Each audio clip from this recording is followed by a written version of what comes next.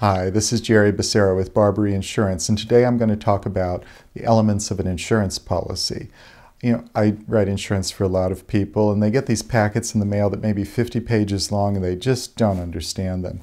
But I do encourage people to read their insurance policies, and it helps to have an overview of what's in there and how to go through the document and understand what you're reading.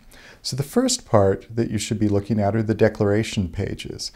Those are the pages that are hand-typed or computer-generated that actually show you your policy limits and the coverages, and they explain a lot of the conditions that the policy was written on. For instance, it might indicate your gross receipts or the payroll that it was based on, and that's where you'll be looking for errors in the policy. Then you get into the policy text. And do keep in mind that some policies are actually more than one policy that have been combined together into a single document. This can make things very confusing for people. For instance, under a business package policy, there is going to be a property policy and there's going to be a liability policy, and they'll be married together, but they're completely separate documents that stand alone. Each document will have an insuring agreement. Read the insuring agreement. It is a broad, sweeping statement explaining what this policy is intending to do. Next, there'll be coverage descriptions, and those are going to include extensions and limitations of coverage.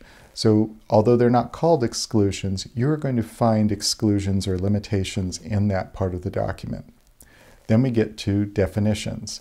The policy will highlight words, and those words that are highlighted have special definitions. You'll want to read those definitions, particularly if those words have anything to do with your business.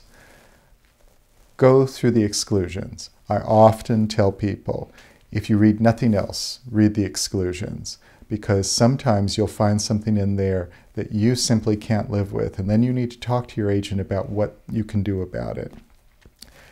Then you get into the policy conditions, and the policy conditions have more to do with what both you and the insurance company have to do, what your obligations are. Your major obligation really is to pay your premium and to cooperate with the insurance company in the event of a loss. But the conditions are also going to spell out what the insurance company is supposed to do. It'll also tell you who you contact in the event of a claim or who you'd go to if you were going to sue the company. And finally, there can be endorsements to the policy. An endorsement is a change to the policy, and it'll often be attached at the end. This is where you make requests and changes to the policy, or the company attaches something that limits coverage in some way. So read through the endorsements. They can be very important. Those are the basics. So read your insurance policy and see what you can get out of it.